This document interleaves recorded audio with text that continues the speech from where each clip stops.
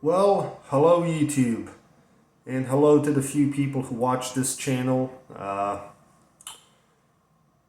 going to be discussing. Uh, I'm going to continue to be discussing my experience with psychiatry and the mental health industry. And last time I talked about my thoughts about Risperdal, and now I'm going to be discussing my experience of being involuntarily committed for the first time, which was freshman year of high school for me.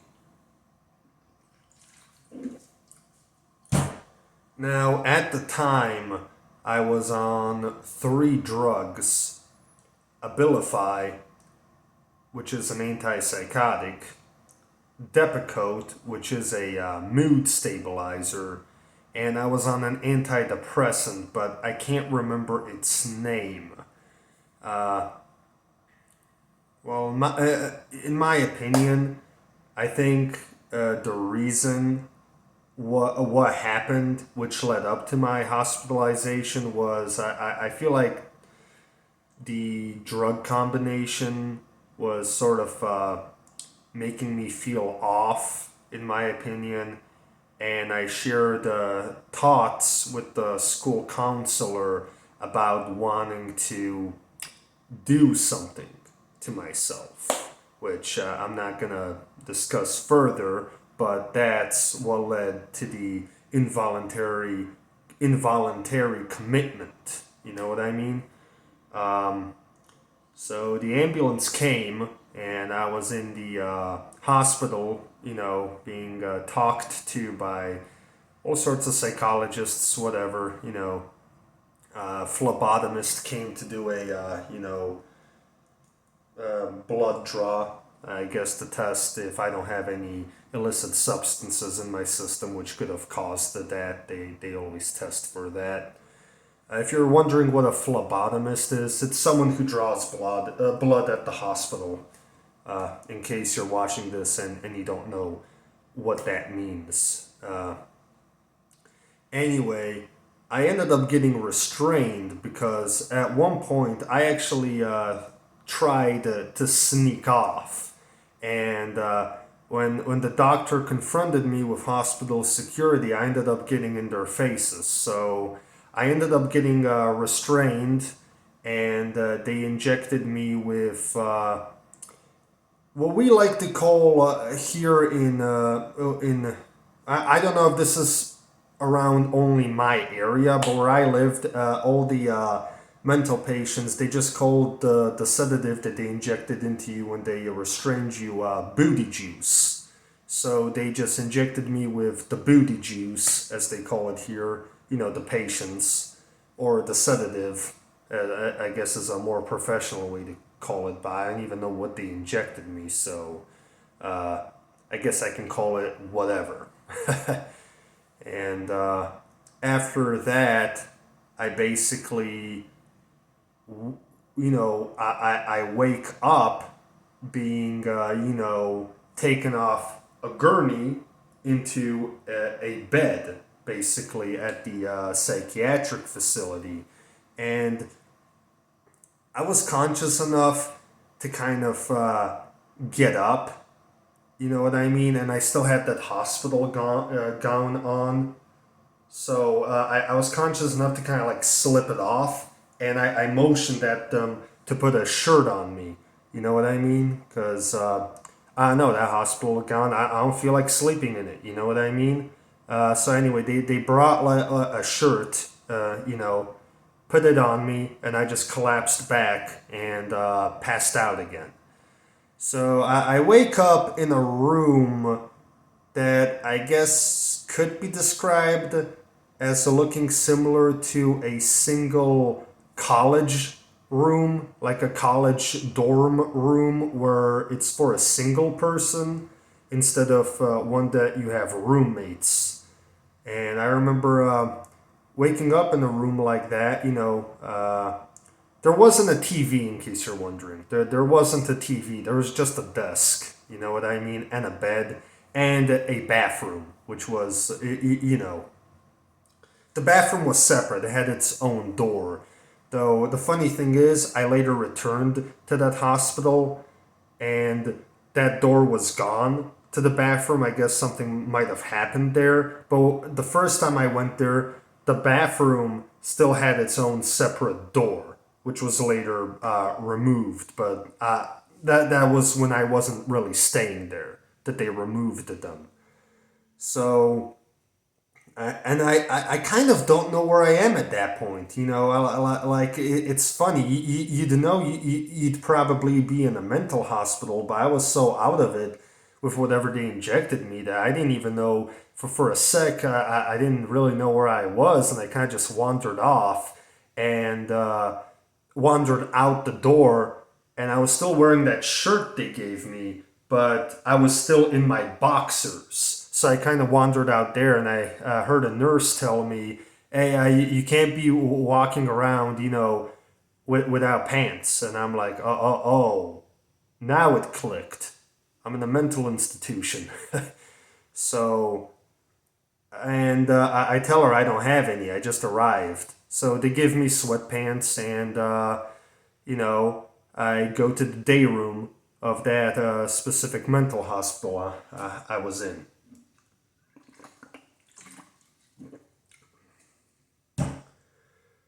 And the funny thing about this particular mental hospital was you weren't allowed to talk to anyone unless you were on level 2 because they had a level system. I know there was level 1, which was the level everyone's at when they arrive.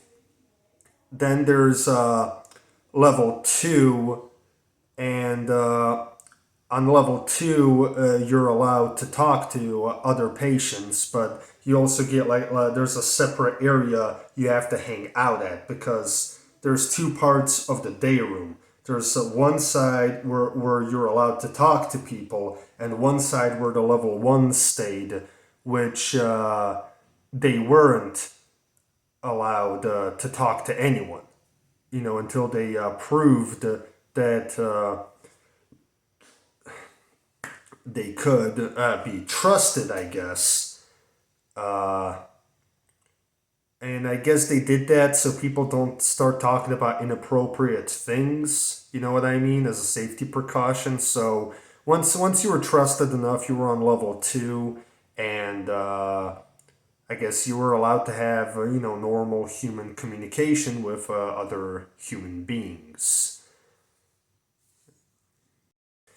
And continuing this video, I asked a nurse out of curiosity because I was on the adolescent side of the mental hospital, and on the other side was the adult unit. I asked a nurse out of curiosity if the adults have the same rule. She said no, that you know, legally they can't enforce those type of rules on adults, but I guess if you're not 18 yet, they're allowed to enforce those type of rules. So I guess I was stuck following them, though. Me and some other patients, we talked whenever the nurses weren't looking. But if you got caught, you got what they called a consequence, which they would, you know, take some, let's see, kind of like cards. You know what I mean? I guess the best example would be, I guess, similar to something like this. Like little, here I have little mantra cards, you know, and these cards would have consequences written on them, like you had to write a book review or you had to write a paper on something, you know, and you know, if you got, and you had to finish them in order for them to be complete.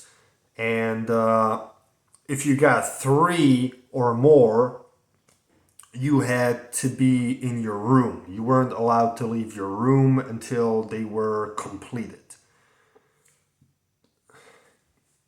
basically.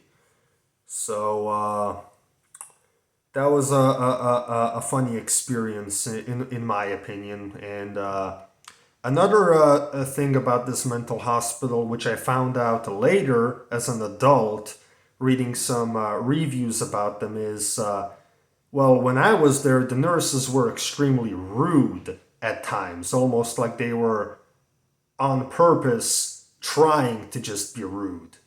And for a while, I believed that they were just power tripping because they had, a sense of authority in that specific institution. But uh, reading a comment about a review about that mental hospital, apparently they were being rude because part of the treatment is they're rude on purpose to see how you react. Because in the outside world, in the real world, people are just apparently rude. You run into all sorts of people. People who think they're always right. People who, just want to ruin your day for no reason. So apparently, uh, they were being rude because that specific mental institution considered it a method of you learning how to cope. You know what I mean? Uh, which was also a funny thing about that specific one. And sometimes I think you might think that's off, but I live in Chicago, so what do you expect? It's literally like Gotham City in real life here, from like Batman the Animated Series or something. Um, as weird as it gets here in Chicago. Um, Another funny thing in that specific institution is I was still taking uh, my meds, and I just took them because I didn't want any problems. I was a teenager at the time. I don't know if you can court order a teenager on medication.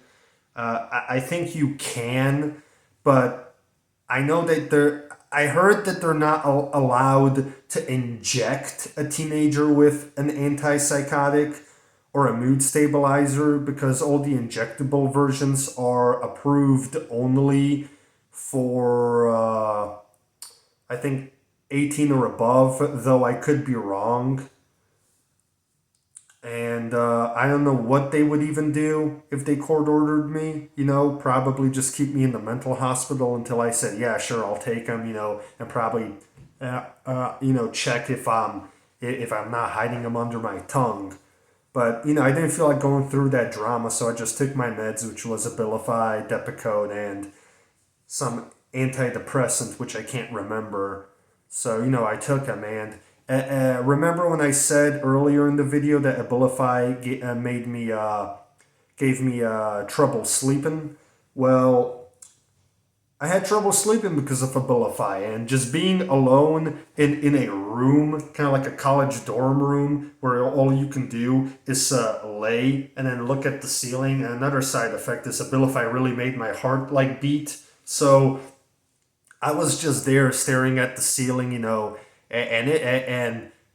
that was the worst experience that I experienced at that mental hospital.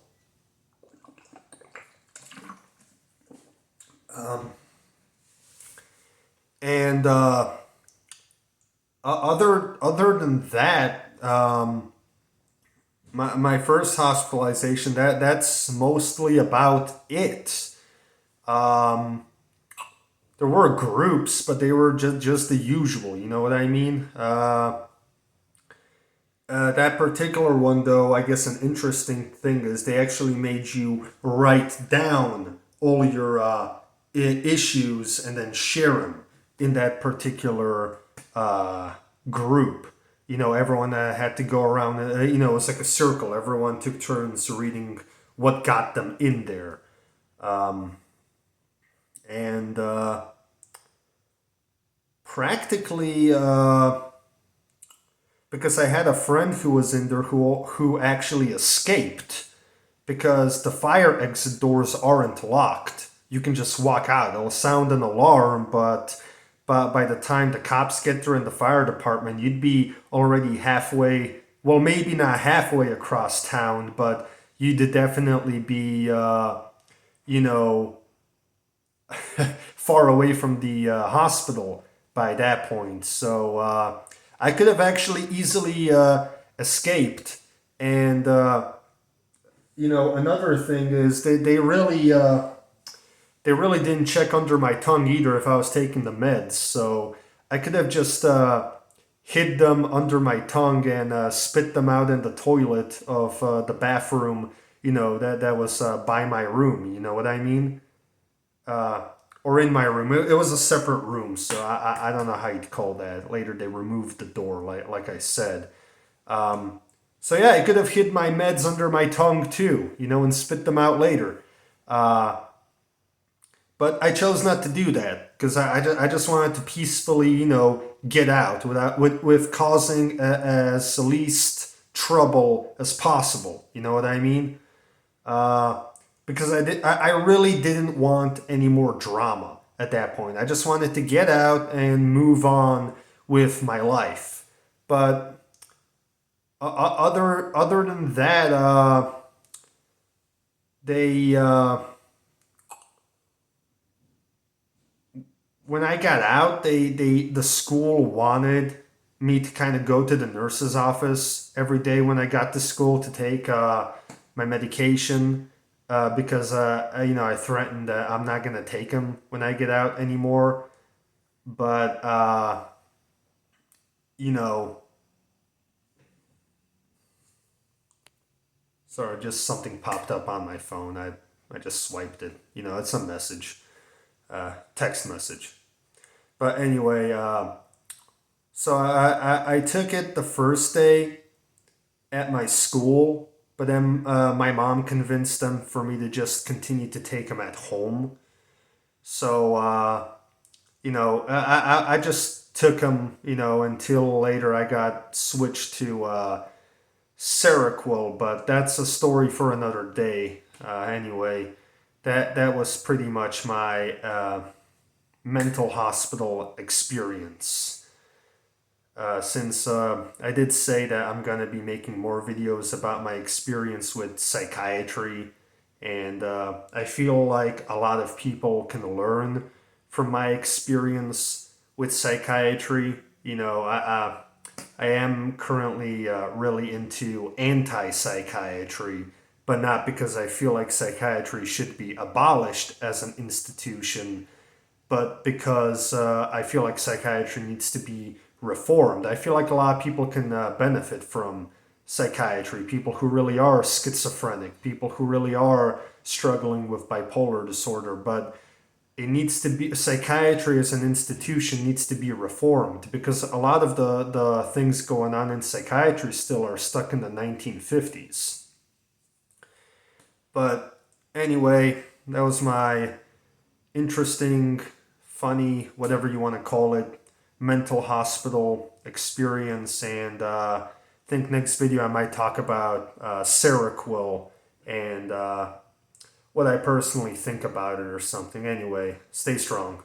That's all you can do.